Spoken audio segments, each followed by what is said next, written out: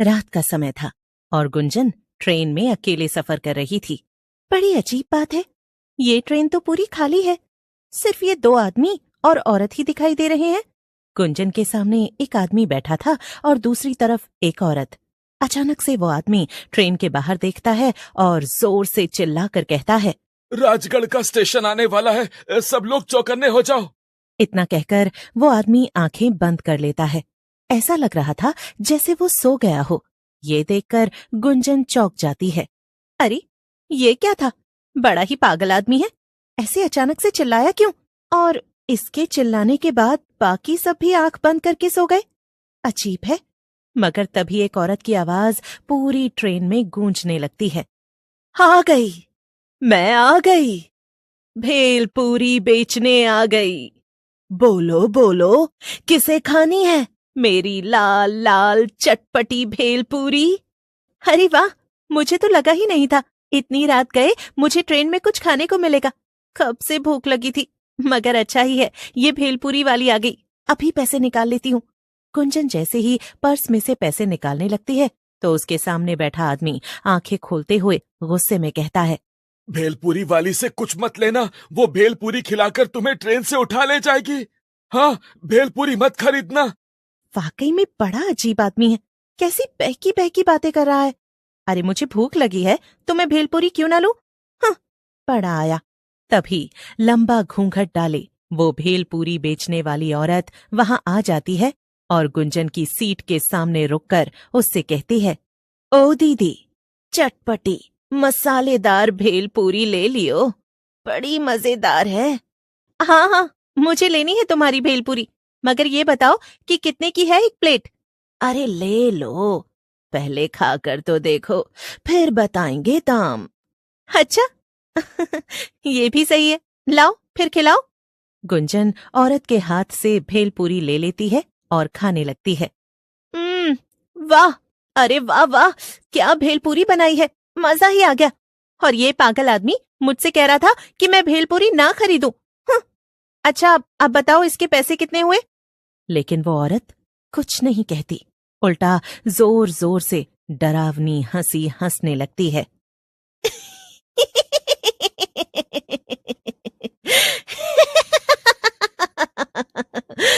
पैसे? नहीं नहीं, कुछ और लगेगा। ये कहकर वो औरत घूंघट हटाती है।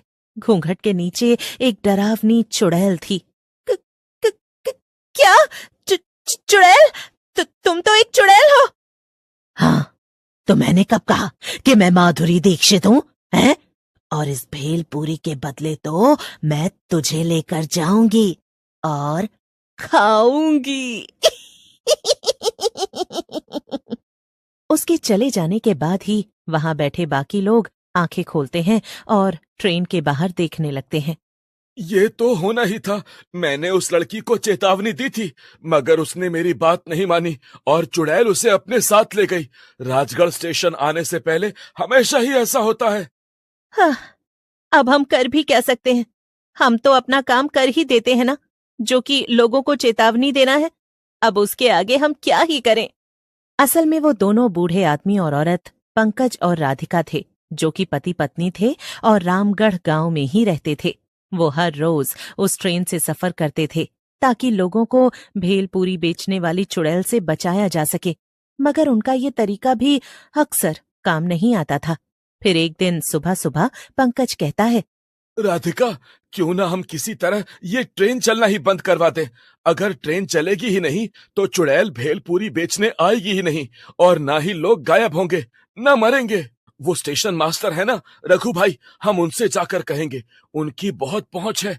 वैसे भी इस ट्रेन में ज्यादा लोग आते ही नहीं, वो बात करेंगे तो ट्रेन जरूर बंद हो जाएगी। अच्छा, तो फिर आओ अभी जाकर उनसे बात करते हैं। रघु सिर्फ स्टेशन मास्टर ही नहीं था, बल्कि गांव का सबसे अमीर आदमी भी था।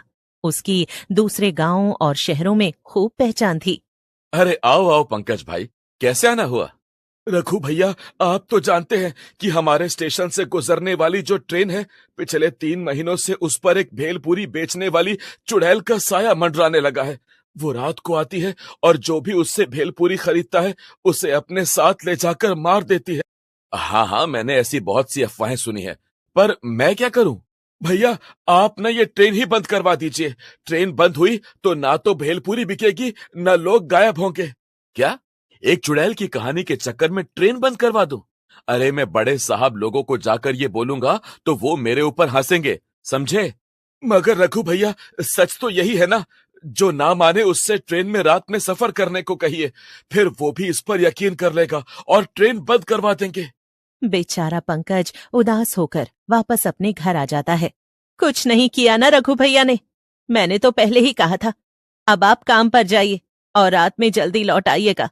हमें ट्रेन में भी जाना है, लोगों को बचाने। रात होते ही पंकज और राधिका फिर से दूसरे गांव के स्टेशन पर पहुंच जाते हैं और अपने गांव जाने वाली ट्रेन में बैठ जाते हैं। राधिका के पास बड़ा झोला था।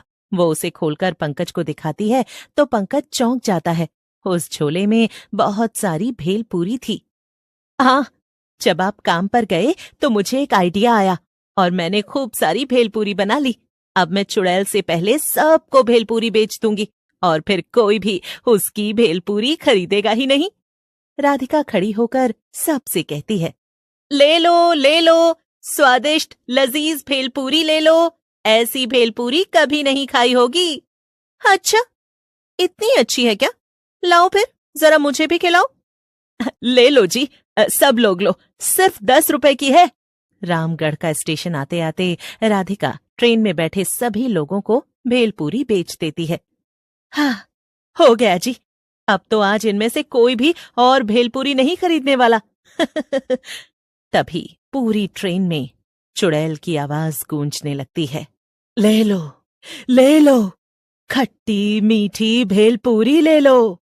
पंकज जोर से चिल्लाता है, रामगढ़ स्टेशन आने वाला है, कोई भी घूंघट वाली औरत से भेलपूरी मत लेना, सब आंख बंद करके सो जाओ। इतना कहकर पंकज और राधिका आंखें बंद करके बैठ जाते हैं। लेकिन वहां बैठे बाकी लोग ये देखकर दंग थे। अरे, ये दोनों आंखें बंद करके क्यों सो गए? भेलपूरी वाली ही तो आ रही है, कोई चुड़ैल थोड़ी है। हाँ। तभी घूंघट डाले चुड़ैल शीतल की सीट के सामने आकर खड़ी हो जाती है। ले लो, खट्टी मीठी भेलपूरी ले लो। एक बार खाओगे तो दोबारा कभी नहीं खा पाओगे। हैं? क्या मतलब? मेरा मतलब, एक बार मेरी भेलपूरी खाओगे तो दोबारा कहीं और से नहीं खाओगे। हाँ, वैसे तो हम पहले ही भेलपूरी खरीद चुके हैं, मगर तुम अपनी भेलपूरी की इतनी तारीफ कर रही हो तो खिला ही दो। हाँ, लीजिए ना। लेकिन चुड़ैल शीतल को भेलपूरी देती इससे पहले ही राधिका बीच में बोल पड़ती है, नहीं, इसकी भेलपूरी मत लो, ये एक चुड़ैल है, ये तुम्हें ले जाएगी। क्या? कुछ भी? मैं सच कह रही हूँ, तुमने भेलपूरी खाई तो ये तुम्हें ले जाएगी। अच्छा, मगर मैंने तो तुम्हारी भेलपूरी भी खाई थी, तुम तो मुझे चुड़ैल बनकर अपने साथ नहीं ले गई। देखो, मैं तुम्हें चेतावनी दे रही हूँ, इसे मत खाना। शीतल जैसे ही भेलपूरी खाने जाती है, राधिका उसे रोक देती है और उसकी जगह वो चुड़ैल की भेलपूरी खा लेती है। वाह वाह, चलो फिर, अब मेरे साथ मेरा खाना बनने चलो। चुड़ैल राधिका को उसके बड़े भेलपूरी के झोले के साथ उठा लेती है। ये देखकर वहां बैठे बाकी लोग चौंक जाते हैं। बेचारा पंकज बहुत रोता है, मगर वो कर भी क्या सकता था? अब तो उसके पास एक ही काम था और वो था अकेले ही लोगों को बचाना। अगले दिन फिर से वो रात में ट्रेन में आकर बैठ जाता है। फिर जैसे ही घूंघट डाले चुड़ैल भेलपूरी लेकर वहां आती है। भेलपूरी ले लो, भेलपूरी ले लो, खट्टी मीठी। लेकिन अब तो पंकज भी जान गया था कि लोग उसकी बात नहीं सुनेंगे। लेकिन तभी कुछ ऐसा होता है जिसे देखकर पंकज चौंक जाता है। वो चुड़ैल पंकज के पास आती है। ये लो, आप भेलपूरी नहीं खाएंगे? पंकज कुछ कहता उससे पहले ही चुड़ैल उसे भेलपूरी खिला देती है और भेलपूरी खाकर पंकज सब समझ जाता है। यानी तुम वो चुड़ैल नहीं बल्कि राधिका हो? हाँ, लेकिन अब मैं एक चुड़ैल बन चुकी हूँ और जब मैं चुड़ैल बनी तो मैंने उस दुष्ट चुड़ैल को हराकर खत्म कर दिया और उसकी जगह ले ली। अब मैं ही भेलपूरी बेचने रोज आऊंगी यहाँ और किसी को भी नहीं मारूंगी।